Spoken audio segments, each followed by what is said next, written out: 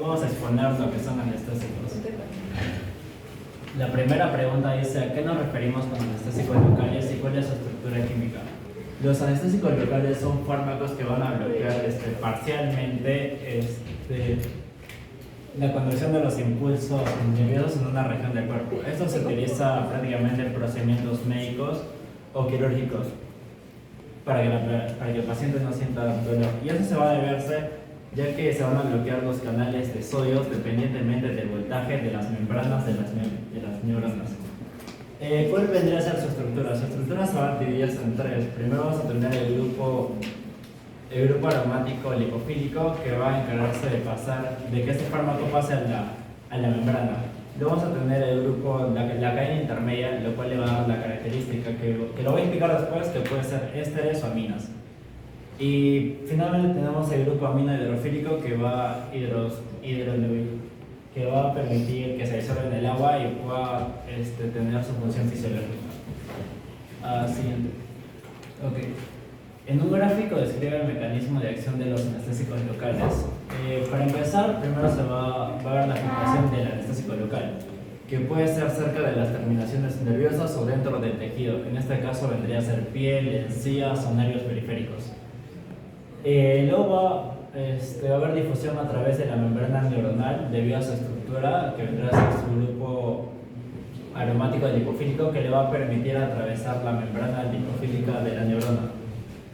Dentro de esta va a haber un cambio. Va a pasar de forma no ionizada a ionizada, donde va a hacer acción. Y esto más que todo se va a dar en el citoplasma, donde hay un pH más bajo. Una vez que ya está en la forma no ionizada, va a bloquear los canales de sodio. De acuerdo al voltaje de las membranas, puede ser activo o inactivo. ¿Qué significa que es activo? Activo significa que las membranas pueden captar sodio después de una despolarización. En cambio, inactivo puede estar tapado también, que es un mecanismo de inactivación. Que puede ser también un mecanismo de inactivación. Luego de esto se va a inhibir la entrada de sodio. Una vez que no haya entrada de sodio, no va a haber una repolarización de la neurona. Entonces va a haber un bloqueo de la conducción nerviosa. Siguiente. En un cuadro sinóptico señala la clasificación de los anestésicos locales según la estructura y el lugar de aplicación, indicando los productos más representativos que los identifican. Como dije en la primera pregunta, su cadena intermedia se va a dividir en dos, que pueden ser tanto ésteres como aminas, lo cual va a decir su clasificación. ¿Y cuál es la diferencia entre estas dos? En el caso de los ésteres va a ser más soluble al agua y gracias a las esterasas plasmáticas. El riesgo alérgico va a ser alto y además que su acción va a ser rápida. A comparación de las amidas, esto es lo contrario, su riesgo alérgico va a ser bajo, su acción va a ser prolongada y el metabolismo va a ser a través del hígado. En el caso de los ésteres tenemos la procaína que se utiliza en cirugías menores, en quemaduras. Tenemos la tetracaína que su función principal es aliviar los ojos o relajación de los ojos. En el caso de la lidocaína, la bupivacaína, su acción va a ser en procesos dentales más que todo. Y de acuerdo al lugar de aplicación tenemos la aplicación tópica, que se aplica directamente sobre mucosas o piel, que vendría a ser la benzocaína, lidocaína, tetracaína.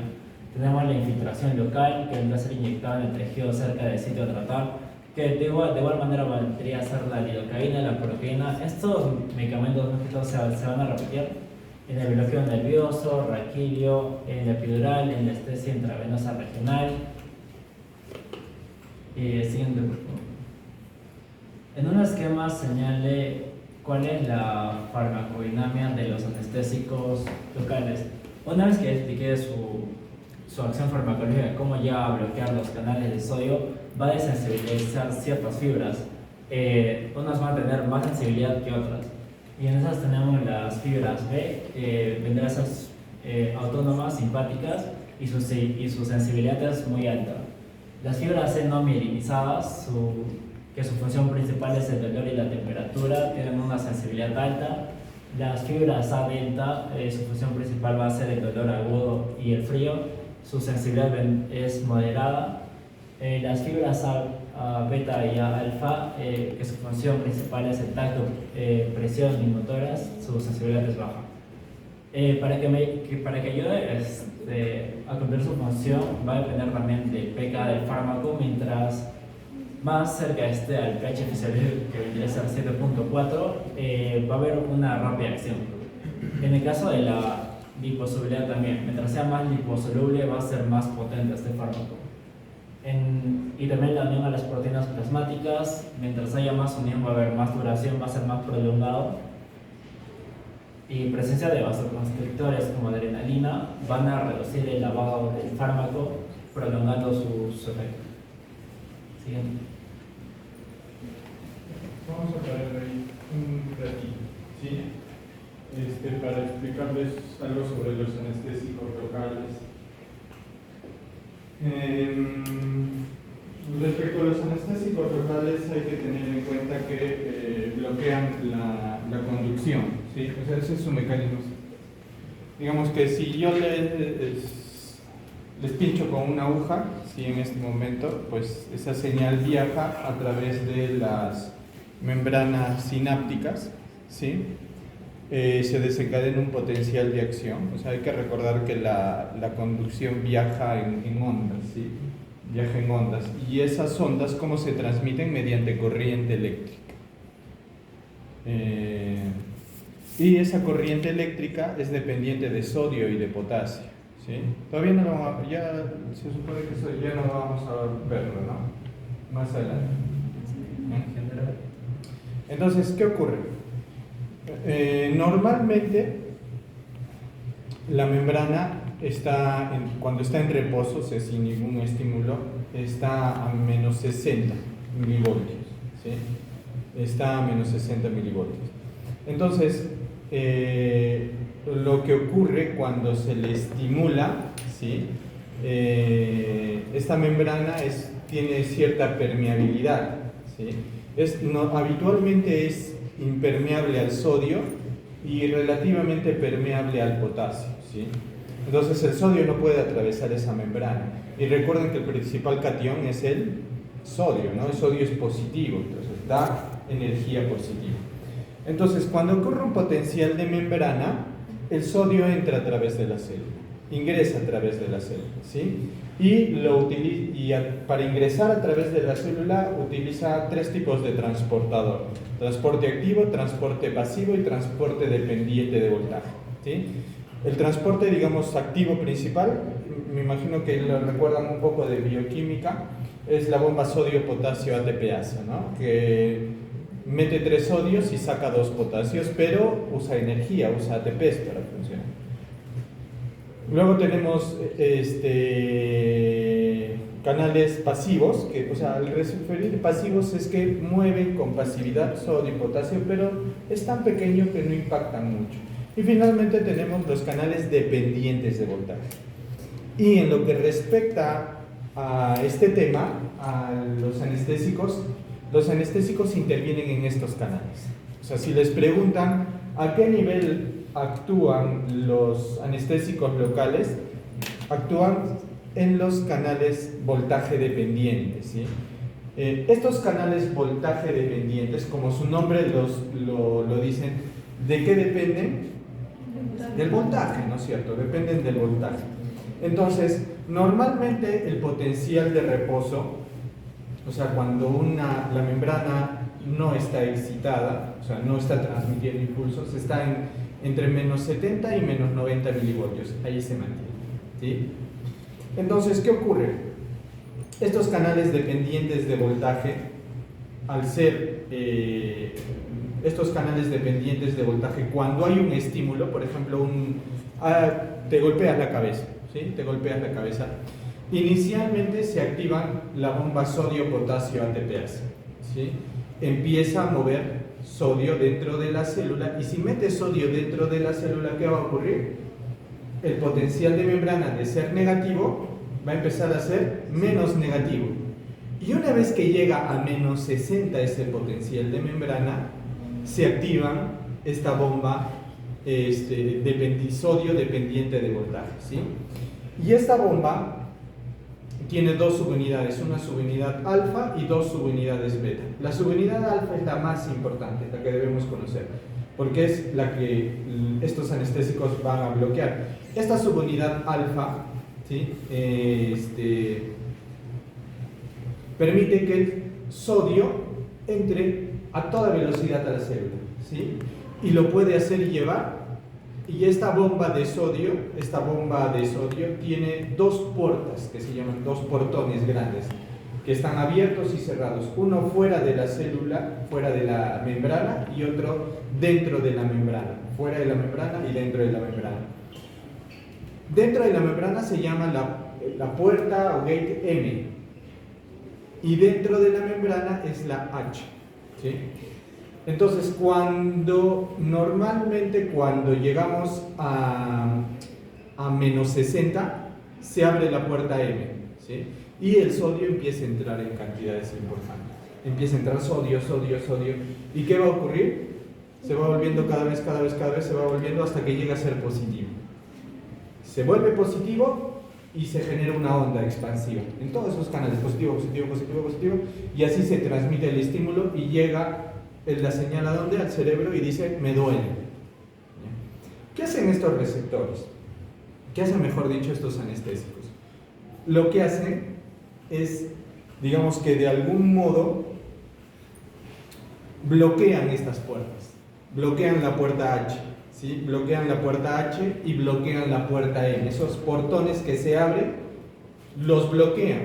Entonces, al bloquearse, ¿qué pasa? Por más que la bomba sodio-potasio ATPasa esté activa por el dolor, se activa esa bomba, no es lo suficientemente potente como para llegar a ese límite de menos 60 y que se active. Y más aún, si es que llegara a menos 60, la lidocaína, que es el prototipo de estas, se pone ahí. Y obliga a que la puerta siga cerrada. Entonces, si se cierra la puerta, ¿qué va a pasar? El sodio no va a entrar y el impulso no se va a transmitir. Entonces, el dolor no va a llegar a tu cerebro. Entonces, por eso es cuando te ponen anestesia, ¿sí? Te pueden hasta cortar y no sientes absolutamente nada. ¿Por qué? Porque no se activa el potencial de membrana, ¿sí? ¿En qué dijimos? En los canales dependientes de voltaje, ¿sí? En los canales dependientes de voltaje, sobre todo, bueno, si son malos, si les preguntan esto que es un poco más difícil, en la subunidad alfa, ¿sí? En la subunidad alfa. Entonces, como su compañero lo ha mencionado, estos fármacos tienen una parte lipofílica y una parte hidrofílica. Es compuesto de dos. Pero, ¿qué pasa? ¿Un hipofílico y un hidrofílico se pueden juntar? No se pueden juntar, se repelen un poco. Entonces, tienen un ligando, ¿sí? Y este ligando puede ser un amino o puede ser un éster, ¿sí? El ligando, ese que liga esas dos, puede ser un amino o puede ser un éster. Y entonces, por tanto, vamos a tener aminoésteres y aminoamidas, ¿sí? ¿Y por qué se llaman amino? Porque estos tipos de fármacos se llaman aminas terciarias. O sea, ese compuesto lipofílico, a ese compuesto lipofílico e hidrofílico le llamamos amina terciaria. Y como le llamamos amina terciaria, si es amina terciaria más amina terciaria juntada por un compuesto amino, a eso se le llama aminoamidas. Pero si está juntada por un éster, se llama aminoéster, ¿sí? ¿Y cuál es el aminoamida que ustedes deben conocer, el más popular? Lidocaína y bupivacaína, que son los que más utilizamos, ¿sí? Lidocaína y bupivacaína son los que debemos conocer bien, ¿sí? Hay otros, ¿no? Como la articaína, la prilocaína, la ropivacaína y la mapivacaína. Pero los que ustedes tienen que conocer bien son lidocaína y bupivacaína. ¿Qué son estos? Aminoamidas. ¿Y por qué se llaman aminoamidas? Porque el enlace es un enlace de amida, ¿sí? Y los otros, el aminoéster, ¿cuál es el que ustedes deben de conocer? Normalmente, bueno, no deberían conocer, pero saber que la cocaína es uno de ellos, ¿no? No tiene efectos terapéuticos per se, pero sí se utiliza como droga con fines recreativos. Y el que usamos un poquito más es la procaína, ¿sí? La procaína, ¿no? Ahora, el otro tema que deben conocer muy bien es que son bases débiles, ¿sí? Son bases débiles. Entonces, ¿qué pasa cuando un compuesto es una base débil? Es muy inestable. O sea, cuando tenemos un químico que es una base débil, es muy inestable. Entonces, cuando hacemos el preparado farmacológico, le tenemos que poner en un medio ácido para darle estabilidad. O sea, mejor dicho, el fármaco es base, pero lo metemos dentro de un líquido que es ácido, ¿sí? ¿Para qué? Para que sea más estable, ¿sí? Entonces, al ser más estable, lo que va a pasar es que el anestésico local prioriza la forma ionizada, ¿sí? Al ser más ácido, prioriza la forma ionizada. Pero tenemos un problema, que las formas ionizadas no atraviesan membranas. Las formas ionizadas no atraviesan membranas. Entonces, ¿qué hacemos? Le cambiamos un poco el pH al producto para que cuando tú lo metas a la piel, cuando tú lo inyectas dentro, el pH del organismo va a volverlo no ionizado, ¿sí? Porque el pH, que digamos por fuera de las membranas, celulares, el pH no es tan ácido. Entonces, como no es tan ácido, esa forma ionizada se va a volver no ionizada. Y como es no ionizada, ahora sí puede atravesar la membrana celular, que es donde tiene que hacer su acción. ¿Por qué? Porque tiene que atravesar la membrana celular para bloquear a las puertas H. Entonces atraviesa, y una vez que atraviesa, el pH dentro de la célula intracelular es más ácido que el extracelular. Y al volverse el pH ácido, otra vez se vuelve su forma ionizada. ¿Y por qué es importante que haga todo este viaje que parece absurdo? Porque la única forma de que bloquee las puertas H es en su forma ionizada. La puerta H, la única forma que actúa el fármaco es en forma ionizada. Pero doctor, entonces, ¿por qué eso no lo damos en forma ionizada nada más? Porque ya les dije, para que atraviese la membrana, tiene que estar en su forma no ionizada. Y gracias a quien se pone en forma no ionizada, a que el pH extracelular no es tan ácido como el intracelular. Entonces, utilizamos esos mecanismos farmacológicos para que la droga pueda hacer acción, ¿no? Entonces, recordando que esta es una base débil, pero que está en un compuesto ácido, ¿sí? ¿Qué más tenemos que recordar un poco de estos fármacos? ¿Sí? Que tienen efectos no solamente de conducción nerviosa, tienen efectos de conducción nerviosa en el sistema nervioso periférico, porque si yo me corto algo, yo detecto dolor a través del sistema nervioso periférico, pero también tienen acciones a través del sistema nervioso central y también, ¿en dónde? En el sistema eléctrico del corazón, también actúan ahí.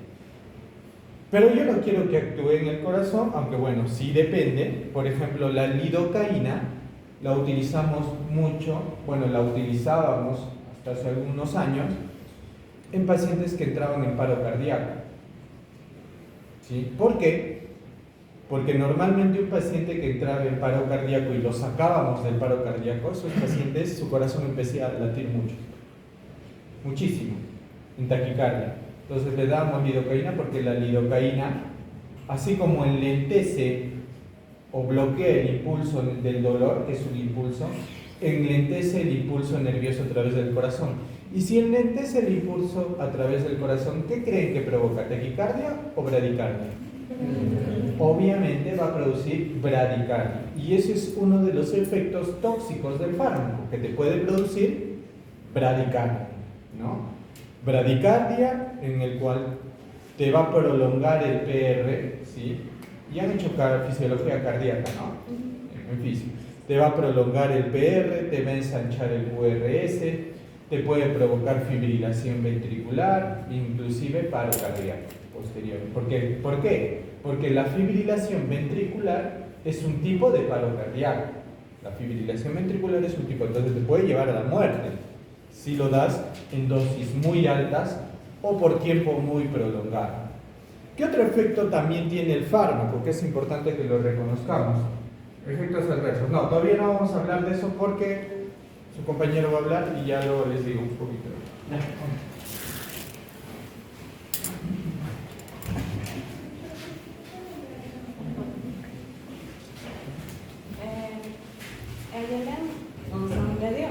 Sí, sí, por favor. Bueno, la pregunta 5 nos dice que en un cuadro determinemos los principales efectos adversos de los anestésicos locales. Los efectos adversos que tenemos son la toxicidad sistémica o las que ocurre por la absorción excesiva del fármaco o la administración intravascular mal colocada o accidental. Estos anestésicos afectan a nivel del sistema nervioso central y a nivel del sistema cardiovascular. Puede provocar mareos, tinnitus, visión borrosa, convulsiones, depresión respiratoria, confusión, arritmias y hasta paro cardíaco. Después tenemos reacciones alérgicas que son poco comunes y son más frecuentes en los analgésicos de tipo ester, que normalmente estos ya no se utilizan mucho, pero sí los que se usan más son el de grupo amida y también puede provocar una reacción de tipo 1 o que es una anafilaxia tipo 4 que nos puede dar una dermatitis de contacto. También puede provocar erupciones como erupciones urticarias, un edema de prurito, anafilaxia solo en casos severos. La neurotoxicidad local es las contracciones altas o inyección directa a un nervio, lo que va a afectar va a dar un daño axial o de desensibilización. También va a dar una parestesia, dolor neuropático, disfunción motora o sensorial, transitoria o permanente.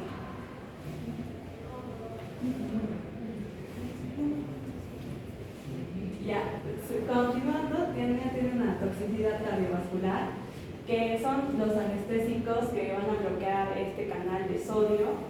En el corazón va a disminuir va a hacer un efecto de disminución contráctil y va a conducir a arritmias, a un paro cardíaco y también va a bradicardia, hipotensión.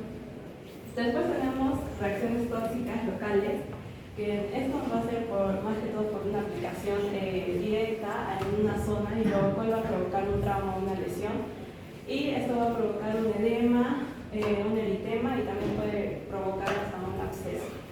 La metoclopramida son algunos anestésicos como la pilocarina o benzocaína que van a hacer la oxidación del hierro en la hemoglobina, que lo va a llevar a un estado férrico, que va a hacer que disminuya la capacidad de transporte de oxígeno.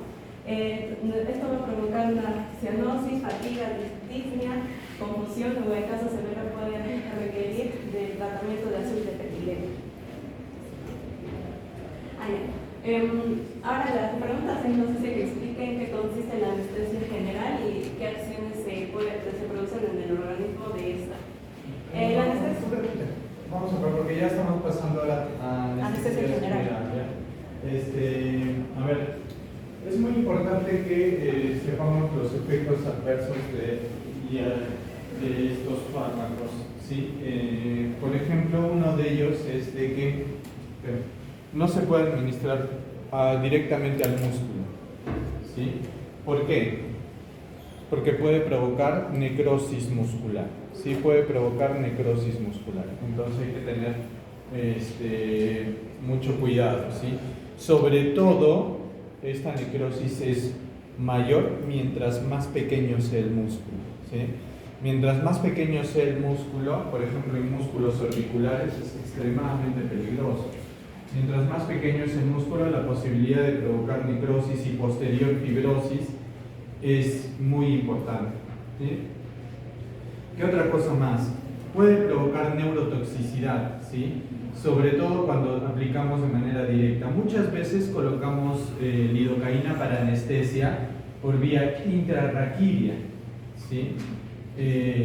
Pero si es que por alguna razón colocáramos directamente a médula, puede provocar una neurotoxicidad que puede llevarnos a convulsiones y a muerte. Entonces hay que colocar exactamente donde corresponde estas anestesias. ¿Qué otra cosa más tenemos? Tenemos, como ya les dije, la toxicidad muscular y también tenemos toxicidades sistémicas, o sea que ya no dependen de la aplicación del producto en un solo sitio, sino es en todo el cuerpo. ¿Y cuáles son estas toxicidades sistémicas? Tenemos cardiovasculares y del sistema nervioso central predominantemente, ¿sí? Una de ellas va a ser lo que ya les fui mencionando, el tema de la bradicardia que puede provocar en los pacientes, ¿sí? Entonces, digamos que cuando tienen un paciente que le están administrando lidocaína por cualquier vía, ¿sí? Por cualquier vía, cuando un paciente empieza a tener toxicidad, es como que una sucesión de eventos, o sea, que van pasando poco a poco, es como un efecto dominó. Se activa algo y va afectando otro. ¿Cómo empieza una toxicidad por la lidocaína? Empieza con parestesias periorales. O sea, el paciente te va a decir, empiezo a sentir que se me adormece la boca. Ojo, no en una anestesia dental, ¿no? En una anestesia dental yo estoy buscando que se anestesie la boca, ¿no? Imagínate que tú estás colocando anestesia para suturar una herida en la cabeza, ¿sí? Y de pronto el paciente te dice, doctora, estoy empezando a sentir que se me adormece un poco la boca. Entonces es el inicio, el aviso de que te está ocurriendo una toxicidad. Si tú no le haces caso, ¿qué va a pasar a continuación? El paciente va a empezar a tener la misma parestesia, pero en lengua. Es decir, ahora ya se me ha adormecido la lengua, ¿sí? Luego, ¿qué va a empezar a decir? Estoy empezando a sentir mi saliva que parece metal. Tengo un sabor metal, como si tuviera metal en mi boca. Luego de eso, ¿qué va a empezar a tener? Mareo. Luego del mareo va a empezar a tener disartria. ¿Sabe lo que es disartria? Que no puede articular palabras adecuadamente, ¿sí? No puedes articular palabras adecuadamente. Luego va a tener diplopia. ¿Saben qué es diplopia?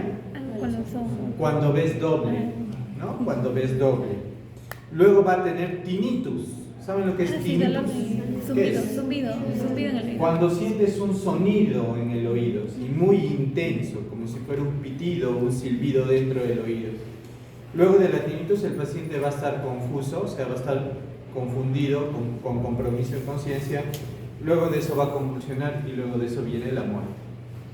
Entonces, cuando empieza el primer signo de toxicidad, que es las parestesias periorales, yo tengo que detener inmediatamente la aplicación del fármaco, ¿sí? Y hay un efecto que por ahí les pueden preguntar, porque no es habitual, pero es característico, es la metahemoglobinemia. La metahemoglobinemia, que se produce con la prilocaína. La prilocaína es un aminoamida, es una aminoamida, ¿sí? Este fármaco va a provocar que los glóbulos rojos ya no capten oxígeno. O sea, los glóbulos rojos se encargan de subir en su carrito oxígenos, moléculas de oxígeno para llevarlas al cuerpo. Este fármaco nos puede provocar un efecto en el cual se altera la permeabilidad de la membrana de la hemoglobina y esta hemoglobina ya no puede llevar oxígeno. Entonces obviamente el paciente va a entrar en hipoxia, ¿no? Eso se llama metahemoglobinemia, lo puede producir la prilocaína, ¿sí? Luego, ¿qué más mencionarles? Las reacciones alérgicas en realidad son muy raras. Las reacciones alérgicas, la verdad que son muy raras. Pero por ahí no vaya a ser que les pregunte de qué dependen las reacciones alérgicas de los anestésicos locales. ¿Y de qué depende? De algo que se llama PABA. PABA. ¿Qué es el PABA con B grande? El ácido paraaminobenzoico. el ácido paraminobenzoico es un metabolito de los aminoésteres. Los aminoésteres, ¿cómo se metabolizan? Se metabolizan a través de colinesterasas. ¿Ya? Los aminoésteres, la lidocaína, todos ellos, se metabolizan a través de colinesterasas que están en la sangre. No es en algún tejido. ¿Ya? No es como, por ejemplo, las aminoamidas. Las aminoamidas, por ejemplo, se metabolizan en el hígado, ¿sí? En cambio, los aminoésteres se metabolizan a través de colinesterasas. Estas colinesterasas provocan, producto del metabolismo, provocan PABA. Entonces, si por ahí les hacen la pregunta, ¿la lidocaína produce PABA y alergias? No. ¿Por qué? Porque la lidocaína es una aminoamida. Las que producen PABA son los aminoésteres, o sea, la cocaína, la procaína, la 2-clorprocaína, etc. De todos los aminoésteres, el único particular que quizás también les puedan preguntar en algún momento es que la cocaína tiene algo diferente. Que la cocaína es el único aminoéster que sí se metaboliza en el hígado, al igual que las aminoamidas, ¿sí? Las aminoamidas y la cocaína se metabolizan a través del hígado, ¿sí? Y pueden tener un metabolismo lento, un metabolismo intermedio y un metabolismo rápido. ¿Cuáles son las que se metabolizan rápidamente? La prilocaína y la etilocaína. La prilocaína y la etilocaína. ¿Cuáles son las que se metabolizan con velocidad intermedia? La lidocaína y la mepivacaína. ¿Y cuáles se metabolizan de manera lenta? La bupivacaína y la ropivacaína. La bupivacaína y la ropivacaína. ¿Y cuáles les dije que tienen que conocer más? La lido y la bupi, ¿no? Entonces la lido es una metabolización intermedia y la bupivacaína es una metabolización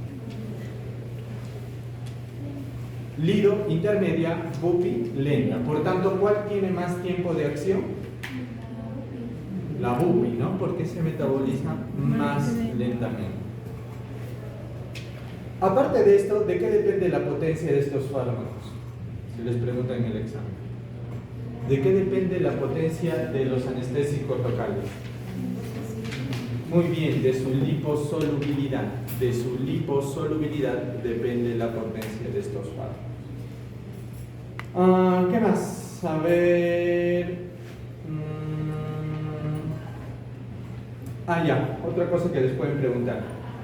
Mejor actúa el fármaco, estos fármacos, mientras más vascularizada esté la zona. Mientras más vascularizada esté la zona, mejor actúa el fármaco. Mientras menos vascularizada esté una zona, menos va a actuar el fármaco. Ya esa es otra pregunta que suelen hacer. Bueno, y lo que han mencionado sus compañeros adicionalmente. ¿Ya? Listo, continuemos, por favor. Bueno, la pregunta 6 nos dice que expliquemos en qué consiste la anestesia general y qué acciones se producen en el organismo producto de esta. Bueno, la anestesia general es un estado farmacológico que va a hacer la pérdida reversible de la conciencia, analgesia, amnesia, relajación muscular y supresión refleja. Esto va a permitir que hagamos procedimientos quirúrgicos que sin dolor y sin memoria del evento. Se logra mediante la administración de fármacos anestésicos que estos van a afectar en el sistema nervioso central, pero esto se va a poder controlar. Las acciones que producen es la pérdida de conciencia y amnesia, que se produce por la depresión de las vías neuronales en el cerebro, principalmente en el sistema reticular activador ascendente, que va a controlar el estado de vigilia y lo que provoca que el paciente no perciba ni recuerde nada del procedimiento. La analgesia nos dice que se bloquean las vías nerviosas a nivel del sistema nerviosas causas del dolor a nivel espinal y supraespinal, impidiendo la definición y percepción del dolor.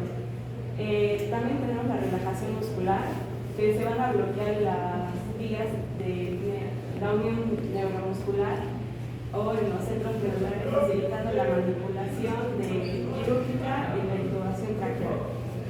También tenemos la supresión de reflejos, que estos se van a inhibir los reflejos autónomos y motores, así va a ser que ya no haya ninguna respuesta durante el procedimiento. También tenemos la depresión funcional fisiológica.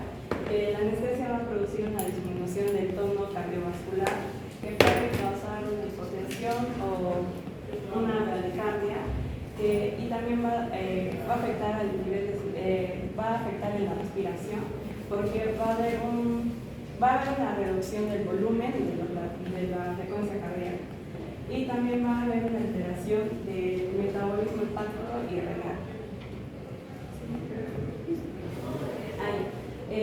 La CIE nos dice que elaboremos un esquema gráfico, cuadro sinóptico, mapa conceptual, señalando la clasificación de los anestésicos generales. Bueno, tenemos según la vía de administración, según su estructura química y según su duración de acción. En la vía de administración tenemos los inhalatorios y los intravenosos, que va a ser el óxido nitroso, el alactano, el isoflurano, el sevoflurano y el desflurano. La administración de estos es rápida, o sea, actúa rápido, tiene un inicio de acción rápido y su recuperación igual. También este es de fase control. También tenemos los intravenosos, que es el propofol, el tiopental, el etimato, la ketamina y el metizolam. Estos también van a actuar de forma rápida y son usados para la inducción y el mantenimiento, o sea, tienen un poquito más de duración. Según su estructura química tenemos a los éteres, los halogenados y entre otros. Los éteres son el isoflurano, el sevoflurano y el desflurano, que estos van a tener una alta potencia y no van a provocar una inflamación. Halogenados son el atonado, el furano, que van a ser potentes y también van a tener efectos cardiovasculares.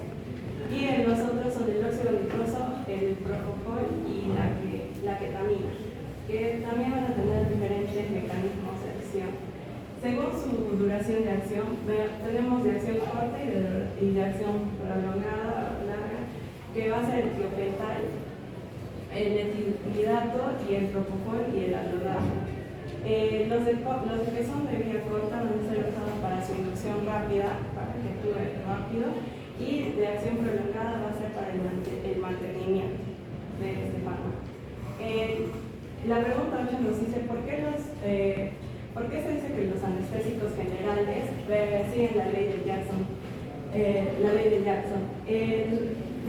Jackson nos dice que fue propuesta por John Jackson, que es un neurólogo británico, que se refiere a la forma de la anestesia que afectan el nivel del sistema nervioso central. ¿Por qué se dice que los anestésicos siguen esta ley? Bueno, la ley establece que la anestesia actúa de manera progresiva y selectiva en diferentes áreas del cerebro y del sistema nervioso central, afectando primero las funciones superiores, que va a ser al nivel del cerebro, y después va a dejar intactas las funciones básicas o vitales. En términos prácticos nos dice que primero va a afectar el paciente, va a perder la conciencia y la función cognitiva. Estas son las áreas corticales superiores, y luego suprimen las funciones motoras y sensoriales. Luego, finalmente, nos va a decir que van a los centros básicos, como el bulbo raquídeo, que va a afectar a la respiración.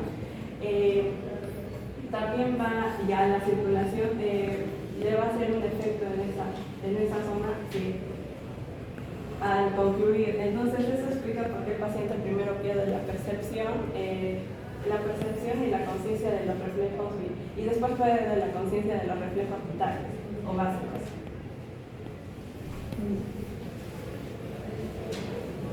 Un poquito antes de que...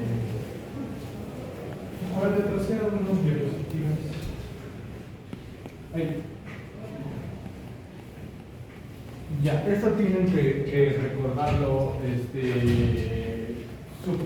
de aquí, miren, los fármacos que tienen que recordar, porque sí con mucha probabilidad les van a preguntar por sus características, van a ser el alotano y sevoflurano, ¿ya?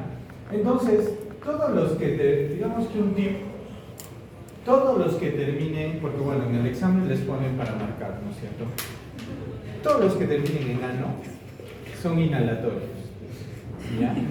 No hay pierde con eso. Todos los que sevoflurano, desflurano, isoflurano, alotano, todos ellos son anestésicos generales inhalatorios, ¿ya? Entonces, si les preguntan por inhalatorios, busquen al final, ¿no?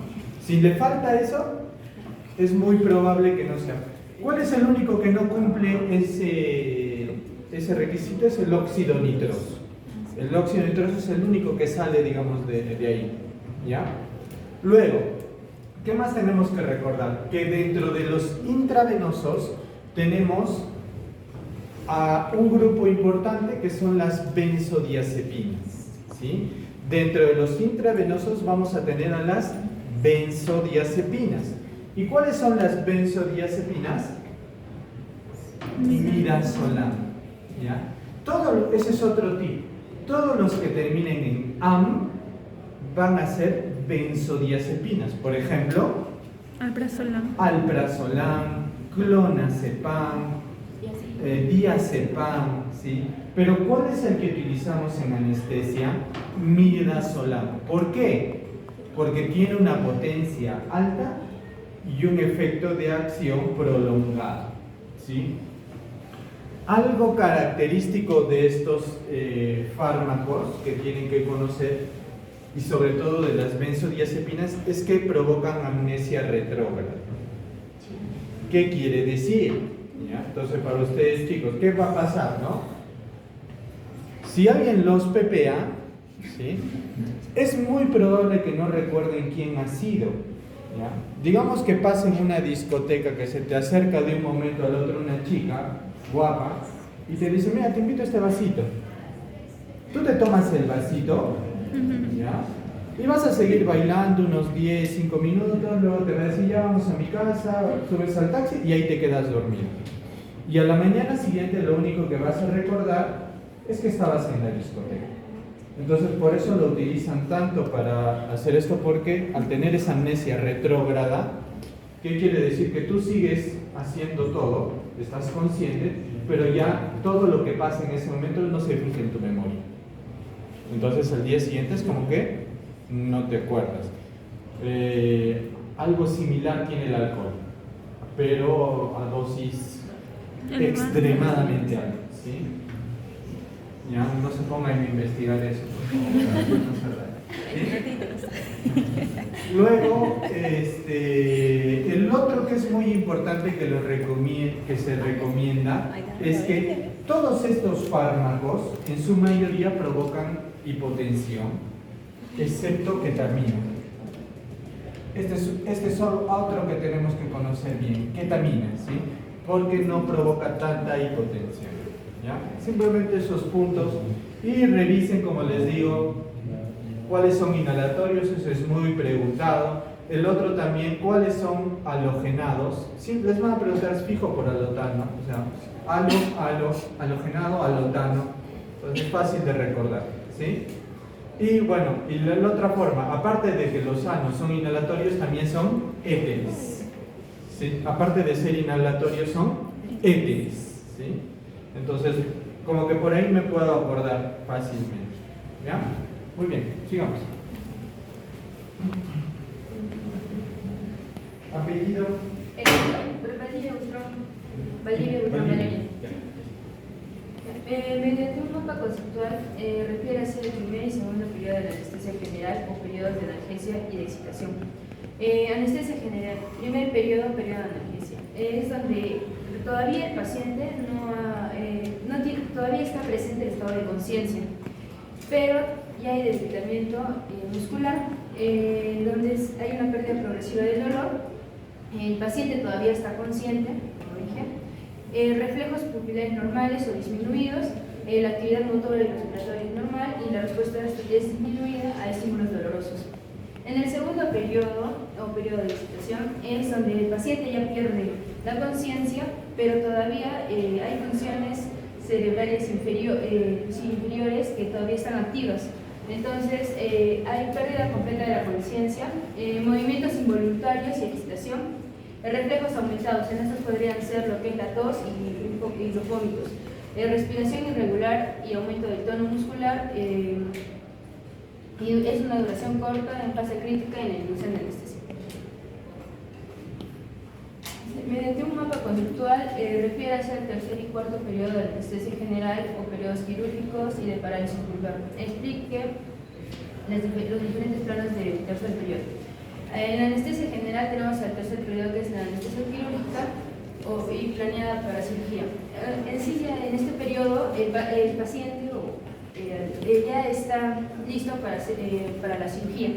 En el plano 1 es el inicio quirúrgico, su respiración es normal, tiene pérdida de reflejo palpebral y también su relajación muscular todavía es leve. En el plano 2 es donde el paciente ya está y ya para la cirugía, tiene dolores en paréntesis de músculos intercostales, también tiene lo que son reflejos laringeos y faringeos que están abolidos y su disminución de respuesta a estímulos al dolor. En el plano 3 es para hacer cirugías más dolorosas. En sí la anestesia ya es más profunda. Eso tiene relajación muscular completa, sus reflejos están abolidos y su respiración es superficial y lenta. En el plano 4, ahí es un poco más peligroso porque el paciente ya está anestesiado. Tiene en esa parte de lo que es parálisis de diafragma, apnea inminente, pupilas fijas y dilatadas y una hipotensión radical, como mencionó el doctor. Cuarto periodo, la parálisis vulvar. Aquí es un exceso de anestesia en su paciente, donde se produce una depresión total del bulbo raquídeo, que en sí se encarga de controlar el sistema cardiovascular y respiratorio. Y esto ya que controla las funciones vitales. La anestesia profunda inhibe estos centros, llevándola a una falla respiratoria o circulatoria, como les dije que ya cachamos. Los signos que presenta el paciente es la apnea total, pupilas dilatadas y fijas sin respuesta a la luz, ausencia de reflejos y una hipotensión severa. ¿Cuáles son? Antes de pasar, chicos, lo que acaba de mencionar su compañera, quizás es lo más importante de toda la clase. Fijo que va a venir algo de los estadísticos. Ya sea que, y lo ha resumido bien su compañera, ¿sí? Ya sea que les van a preguntar en qué momento se puede operar a un paciente, en qué momento, en qué fase, o en qué fase ocurre determinada cosa, ¿sí? Eso es algo que sí o sí tienen que repasar bien, porque es muy probable que venga algo relacionado con esas cosas. Es lo más, digamos, relevante de todo eso. ¿Ya? ¿Cuáles son, considerando la anestesia moderna? En este caso sería la seguridad del paciente, donde se realiza en sí un monitoreo continuo para evitar las posibles complicaciones que puede haber. Por ejemplo, se puede hacer un EKG o tomar la presión arterial, con los protocolos estandarizados que reducen los riesgos. También puede ser individualización del manejo. Cada paciente en sí requiere una evaluación preanestésica completa para elegir el tipo de anestesia o anestésico más seguro y efectivo en su estado clínico. El uso racional de fármacos. Se emplean en esquemas multimodales que combinan distintos fármacos para mejorar en sí para el control del dolor o ya sea para reducir las dosis y minimizar efectos secundarios. En los avances tecnológicos, la anestesia también moderna ahora usa herramientas, lo que son avanzadas, como los ultrasonidos para bloqueos, lo que son las bombas de TCI, monitoreo de VIPs y neuromusculares, que optimizan la presión y la seguridad. En el trabajo en equipo, en sí, el anestesiólogo es la parte esencial en el equipo multidisciplinario. También debe haber una muy buena comunicación tanto entre los cirujanos y las enfermeras para que haya una buena atención, ¿no? La formación continua es debido al avance constante, se requiere en sí la actualización, lo que es permanente en técnicas, fármacos y las guías clínicas para mantener en sí en práctica y la práctica ya sea segura y eficaz. En ética y consentimiento informado, el anestesiólogo debe explicar al paciente los riesgos, ¿no?, y beneficios que pueda traer esto, respetando, claro, su autonomía y a la vez también asegurando las decisiones de sus familiares también, ¿no? También las decisiones informadas hacia él. Gráficamente indique cuál es el mecanismo de acción en anestésicos generales. Los mecanismos de los anestésicos generales es la vía de ingreso, la acción en el sistema nervioso central y los efectos clínicos. La vía de ingreso puede ser por vía, como menciona el doctor, que puede ser vía intravenosa o también puede ser por vía inhalatoria. Por la intravenosa puede ser un ejemplo, puse propofol, y en el inhalatorio puse alotano. Estos son en sí trasladados por la circulación sanguínea que llevan hacia el cerebro. La acción en el sistema nervioso central estimula los receptores de GABA A inhibitorios. El anestésico, según el receptor GABA A, esto abre los canales que son el cloro. El cloro entra a la neurona y la neurona se hiperpolariza, o sea, se vuelve menos activa, resultando así la inhibición de la señal eléctrica. Lo que es bloquear receptor, la B sería bloquear receptores excitatorios como NMDA. Evitan la acción del glutamato, también cierran canales del sodio y del calcio, tiene menos entradas de iones, menos excitación. Entonces esto da como resultado y disminuye la actividad neuronal. Efectos clínicos, tenemos la pérdida de conciencia, amnesia, lo que es analgesia y la relajación muscular.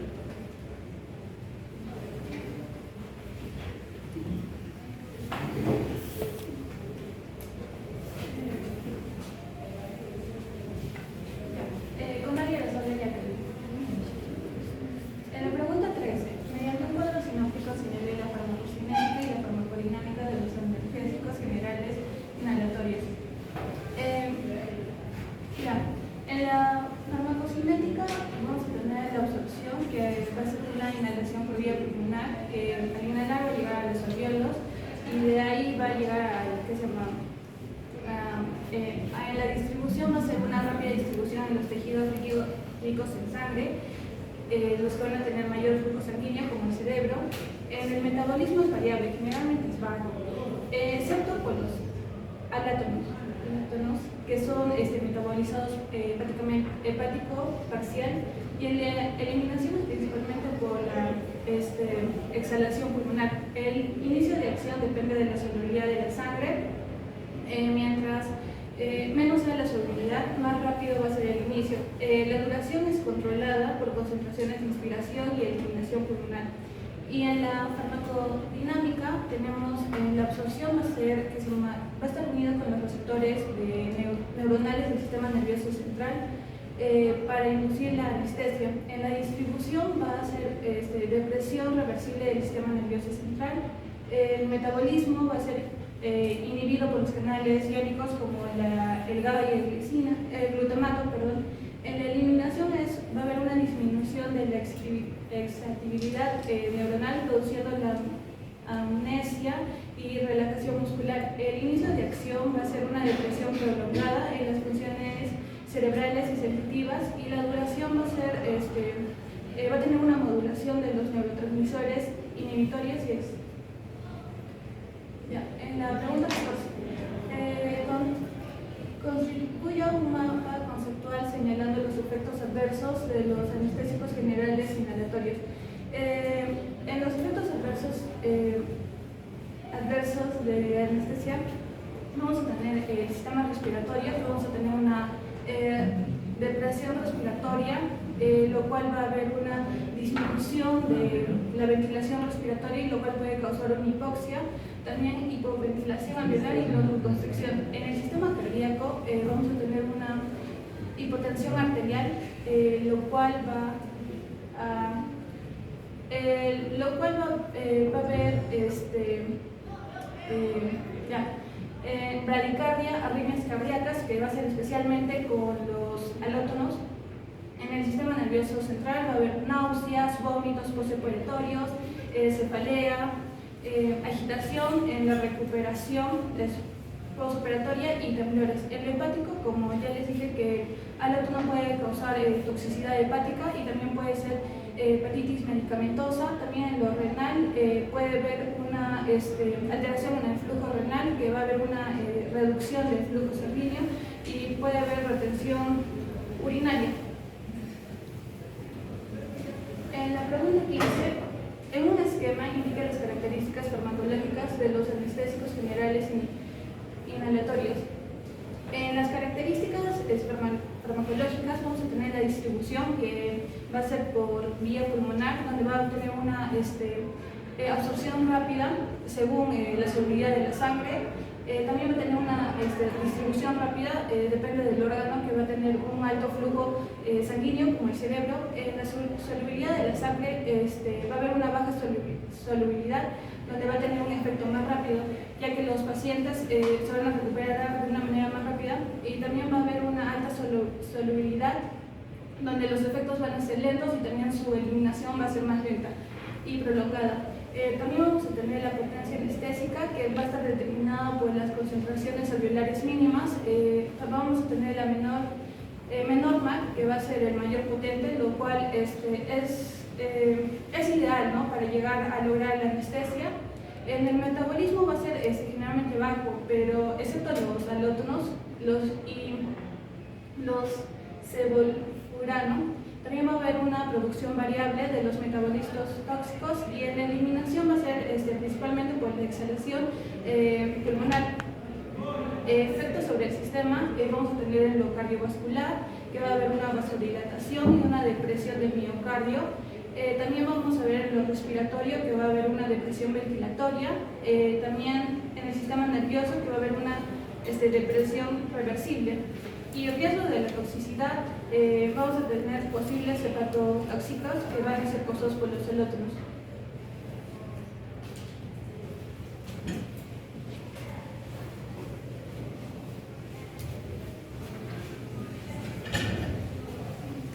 Ashira Quispellanos. Seguimos con la pregunta 16. Con un mapa conceptual señale las características farmacológicas de tiopental, etomidato, propofol y ketamina. Estos son anestésicos generales intravenosos. Empezamos con el tiopental. Su inicio es rápido, su duración es corta, su mecanismo de acción es de potencia GABA-A. Sus efectos son la depresión respiratoria y cardiovascular y disminuye la presión intracraneal. Se usa en la inducción anestésica, aunque ya está en desuso. Etomidato. Su inicio es rápido, su duración también es corta y su mecanismo es la potencia GABA-A. Y sus efectos son la mínima depresión cardiovascular, puede causar mioclonías y náuseas, suprime el eje suprarrenal. Su uso es en la inducción en pacientes hemodinámicamente inestables. El propofol, su inicio es muy rápido, su duración es corta y su mecanismo es la potencia GABA-A. Y su efecto es la hipotensión, depresión respiratoria, es antiemético y genera dolor al inyectar. Su uso es en la inducción y mantenimiento anestésico y en sedantes. Ketamina. Su inicio es rápido, su duración es intermedia y su mecanismo es la antagonista N-metil de aspartato y sus efectos son que estimula el sistema cardiovascular, aumenta la presión intracraneal, genera analgesia, anestesia disociativa y también alucinaciones. La pregunta 17. ¿Qué diferencia existe entre neuroleptoanalgesia y neuroleptoanestesia? Bueno, la neuroleptoanalgesia es una técnica que combina un neuroléptico, que es un sedante, y un analgésico opioide. Este produce sedación y alivio del dolor, pero el paciente está consciente y puede responder a las órdenes que le da el médico. Y se utiliza en procedimientos en los que no se requiere una anestesia completa, como endoscopía, exámenes radiológicos o en cirugías menores. Y la neuroleptoanestesia es una técnica en la que se combina el neuroléptico y el analgésico opioide, y a esto se le aumenta un agente anestésico. Produce un nivel mucho más profundo de sedación, que a menudo llega a que el paciente se quede inconsciente, y se utiliza cuando ya se requiere un mayor grado de anestesia, como en cirugías mayores. Sí. La pregunta 18. ¿Cuáles son los objetivos de la medicación preanestésica? Bueno, la medicación preanestésica son los medicamentos que se utilizan antes de la anestesia para reducir la ansiedad y el miedo asociados al entorno quirúrgico, como se pueden utilizar benzodiazepinas. También proporcionan sedación para que el paciente se mantenga en calma y relajado al momento de la anestesia. Acá también podemos utilizar las benzodiazepinas. Disminuyen el dolor preoperatorio. Acá podemos utilizar los opioides o analgésicos. Reducen secreciones salivales o de moco. Acá podemos utilizar los anticolinérgicos y previenen complicaciones como, por ejemplo, los vómitos, que también se utilizan ante esto antieméticos. Eso sería todo.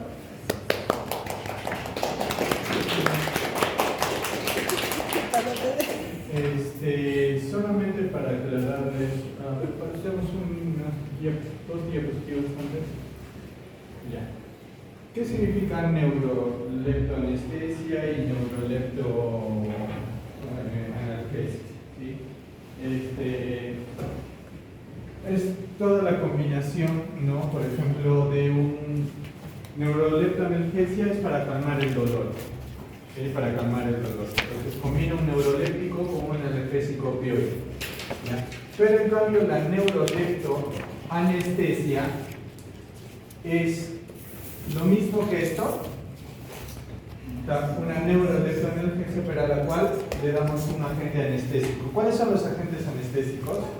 Lo que hemos visto anterior, los ésteres, lalotano, isoflurano, todos ellos, ¿sí? Pero, ¿qué es un neuroléptico? ¿Qué significa neuroléptico? ¿O para qué los utilizamos? ¿Cuál es su otro nombre? ¿Para anticonvulsivantes? No es anticonvulsivante. Básicamente son antipsicóticos. En realidad son fármacos que se utilizan en psiquiatría, o sea, para evitar la psicosis, ¿no? Castellano, que te pongas loco, ¿ya? Entonces, son ese tipo de fármacos, ¿sí? ¿Cómo actúan en su mayoría estos fármacos?